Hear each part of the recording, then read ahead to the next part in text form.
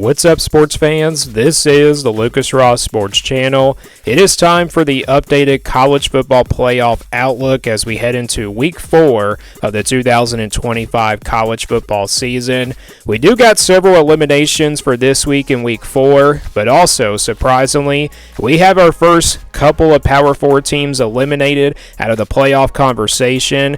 And I know technically these two teams, if you can tell by the thumbnail, they could probably turn things around and still win their conference, but due to their coaches being fired, I don't really see those two teams having a great shot to get in. So yeah, mostly we eliminate the group of 5 teams, in the last couple of weeks, but now we got a couple of Power 4 teams that are now eliminated out of the college football playoff conversation. So let's go ahead and jump right into this video. We'll start with the teams that were previously eliminated already in the last couple of weeks. So these are the teams that have already been eliminated. So in the Conference USA, the MAC, and the Sun Belt, I think 2 losses probably does eliminate you from the playoff conversation.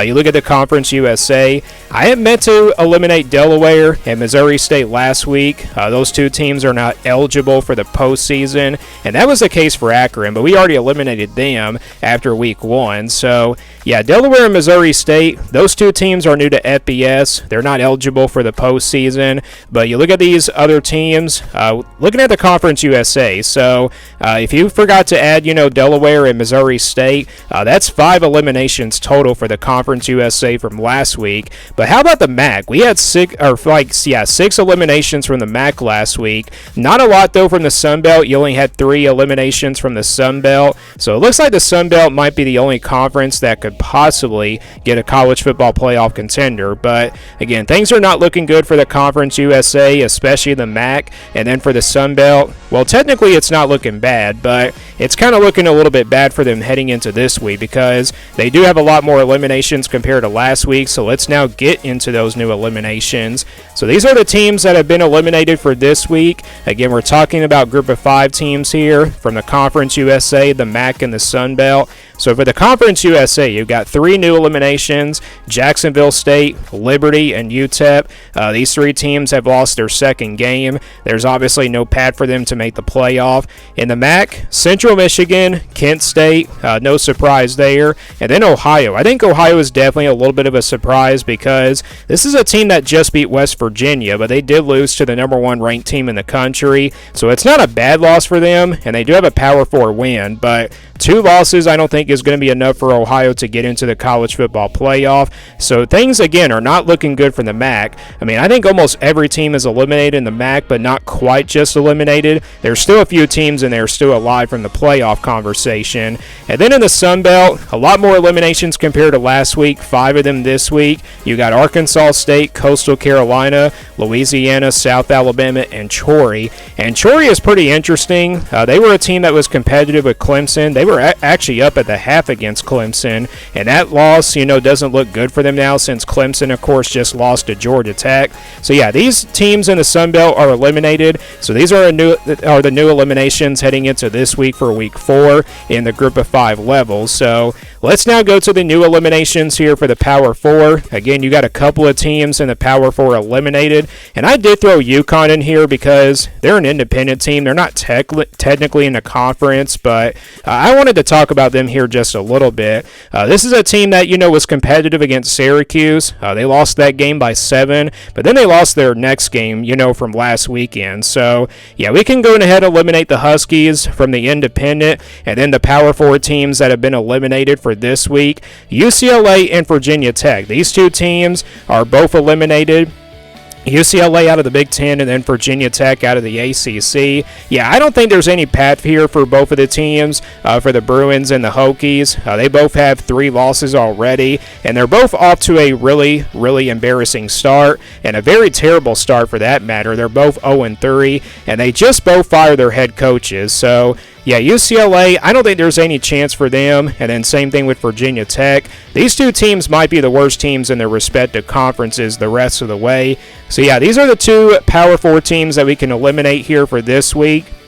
Again, I don't want to say they're both eliminated from the, playoff conversation in the respective conferences, but because they've been playing really bad football. I just don't see these two teams really getting into the conversation, because with those 3 losses, and they've all been to group of 5 teams except for Virginia Tech. They have a loss to South Carolina and Vanderbilt, and then they lost to an Old Dominion team. So yeah, Virginia Tech and UCLA, these are the 2 teams eliminated from the Power 4. Again, both of their coaches are fired, so I don't think they're going to really have a shot to turn their season around. It would definitely be a miracle. It would take a miracle for both of these teams to turn their seasons around. So those are the new eliminations for this week for the Power 4, and then also the group of 5 if you count that. So let's now get into my top contenders and dark horses from each conference, including the group of 5 teams as well. So starting here with the ACC, your top contenders are Florida State, Miami, and Georgia Tech.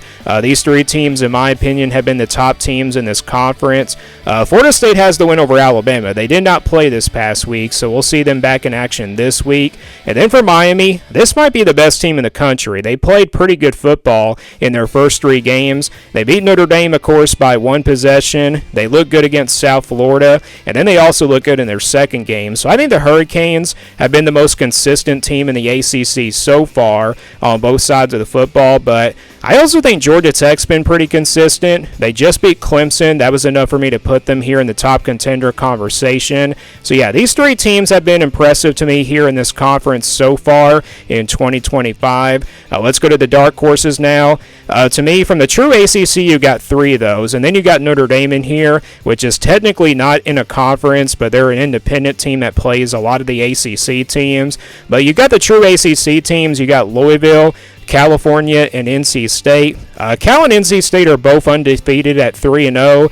They've been pretty solid, in the first 3 games. And then for Louisville, I know they haven't played anybody technically just yet, but still, they've been my top, dark horse team ever since the offseason. So I'm going to keep the Cardinals in here for right now.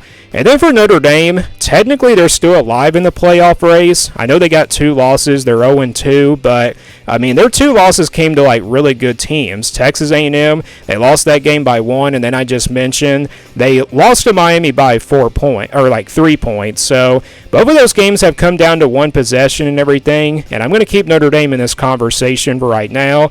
They probably have to win out though the rest of the way, which is going to be pretty tough to do. If they go 10-2 with those 2 losses, if Texas A&M and Miami turn out to be really good teams, then Notre Dame's going to make the college football playoff with those really good losses. But if they turn out to be bad, I don't know if Notre Dame makes it in. And then also if they lose 3 games, I don't see a 3-loss Notre Dame team getting into the college football playoff. So yeah, the 3 dark horses here are from the true ACC, and the Notre Dame still remains in this conversation. Let's go now to the Big Ten. The Big Ten top contenders pretty much stay the same. They've been kind of like this ever since we started this series. Ohio State is still in this top contender conversation, obviously with a win over Texas, which maybe doesn't look so good now because Texas has been pretty up and down here, the first few weeks of the season. And then you got Oregon and Penn State, which they haven't played very tough opponents. Oregon's played a couple of Power 4 teams, but they have dominated both of those games. Oregon will play Oregon State this weekend, which is obviously not going to be a really tough game in my opinion for the Ducks. But that first game and that first tough test for both of these teams will come against each other coming up next weekend. Yeah, both Penn State and Oregon will go at each other, next weekend in Week 5. That's going to be the outcome of both of these teams' seasons, and it's also going to decide who could go on to be a top 5 team and really represent the Big Ten as well. So yeah, Ohio State, Oregon, and Penn State, these are still my 3 top contenders in this conference. And then we go now to the dark horses. I got 1 new team here, but I got the 3 teams that were already in here to begin with. You got Indiana still, and then Illinois, Michigan. We'll see Indiana and Illinois play against each other this weekend. That's also a game that will decide the outcome of both teams' seasons. And I did mention that the winner of this game probably goes on to be like a dark horse in the Big Ten, while the loser, they don't have like a really bad season. season. I mean, they could still be a decent team, but they just won't contend for a dark horse playoff spot for that matter.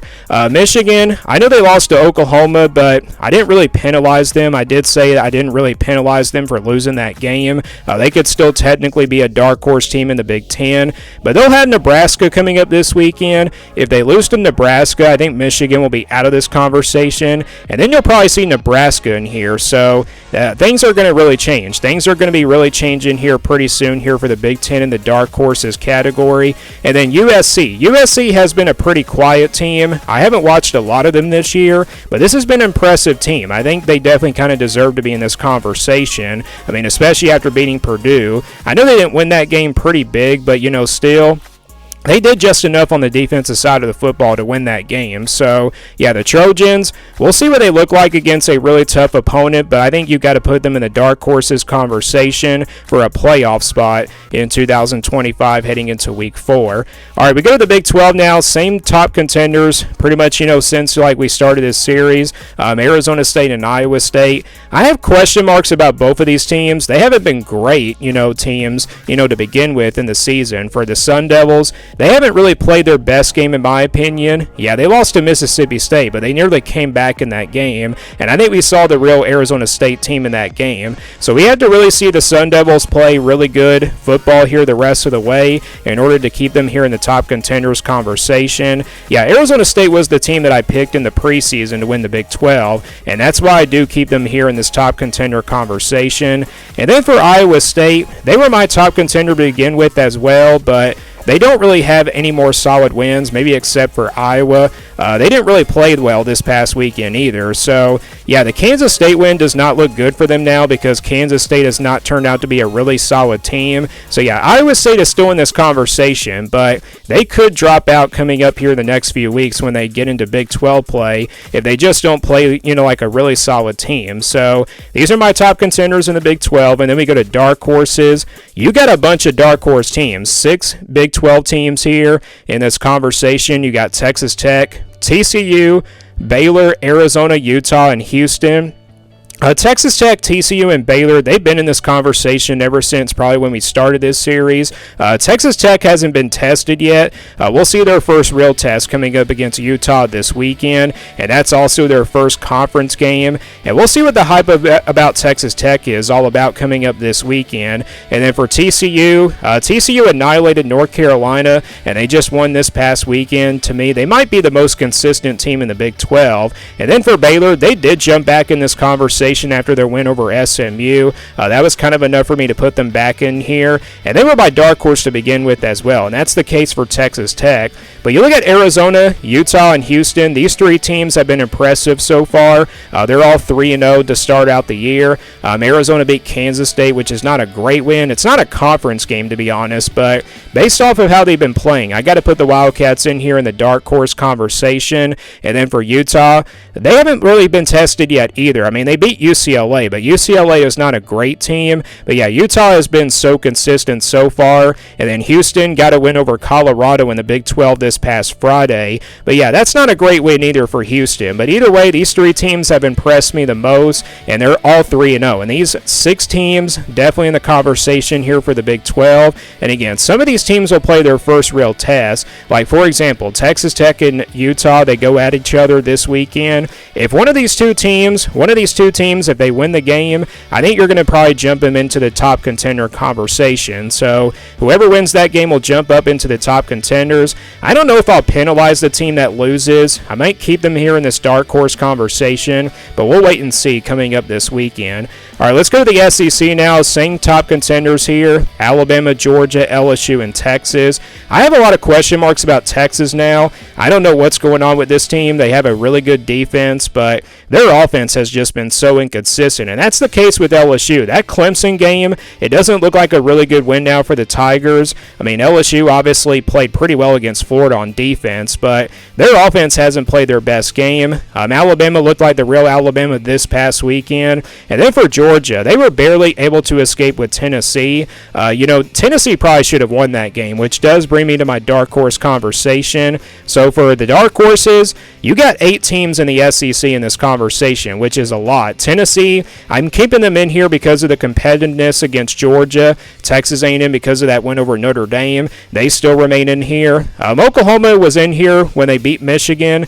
Same thing with Mississippi State. They did jump in here because of the win over Arizona State. And then Missouri jumped in here because of their win over Kansas, which is not a great win, but technically Missouri's playing good football. And then how about Auburn, Vanderbilt, and Ole Miss? These teams are 3-0. Auburn's been pretty solid so far. Vanderbilt beat South Carolina this past weekend pretty easily. They might be the most consistent team out of these 3 new teams. And then for Ole Miss, they're already 2-0 in SEC play, and they have wins over Arkansas and Kentucky, which are not great wins, but still, it's enough for me to put them in this dark horse conversation. Now, will Ole Miss still keep in here if they play a great team if they lose? Well, probably not, and same thing goes to Auburn and Vanderbilt. Auburn will have their first real test coming up against Oklahoma this weekend. If they lose that game, then they probably will drop out, but if they win, I think you'll probably still keep them in here. And then same thing with Ole Miss and Vanderbilt. Missouri, Mississippi State, and Oklahoma. I mean, Oklahoma's kind of already proved to us that they are a great team. Maybe Mississippi State as well. Maybe Missouri has not done that just yet, but these 8 teams are definitely challenging for the top contender spot for a college football playoff spot in 2025. So a bunch of dark horses here in the SEC compared to the other conferences. And then we go to the group of 5 teams. You got South Florida, Tulane, UNLV, Boise State, Navy, Memphis, North Texas, Fresno State, and then Hawaii. So a bunch of group of 5 teams in this conversation for a college football playoff spot. I think technically, South Florida is still alive, even though they did get blown out by Miami, but it's against a good Miami team. A loss is a loss for them. They have a win over Florida, obviously, but that's not looking really good for them, but they still got the win over Boise State, which is enough, to keep them in this conversation. Tulane, they have a couple of Power 4 wins, against Power 4 teams. They'll have an opportunity to do that 3 times in a row this weekend against Ole Miss. If they win that game, boy, Tulane is going to have one of the best resumes out of the group of 5. They probably already have the best resume, and technically they're already probably a lock for the playoff if they beat Ole Miss this weekend. So, yeah, Tulane, I think, has been the most consistent group of 5 team, even though South Florida has kind of proven they're a pretty good team as well. UNLV is still undefeated. Boise State's like 1-1. I think they had a bye week this past week. Navy is undefeated. Memphis is undefeated. North Texas, they just beat a former Power 5 team in Washington State. That was kind of enough for me to put them in there. And then Fresno State, they're 3-1. They have a loss to Kansas, which is a pretty solid loss for them. And then Hawaii, they beat a Power 4 team in Stanford. So, yeah, South Florida, Tulane, and Hawaii, these 3 teams have all Power 4 wins against Power 4 teams. So, yeah, the group of 5 is really heating up here. Again, you got so many more teams compared, to the first, couple of videos that we've done here in this series. So, yeah, those are my group of 5 contenders heading into week 4. So that is the updated playoff outlook as we head into week 4 of this 2025 college football season. Let me guys know what you think about this playoff outlook. Who do you think should have been eliminated this week? Let me know your thoughts down in the comments below. Thank you for watching this video, and stay tuned for more sports content videos on my Lucas Ross Sports YouTube channel.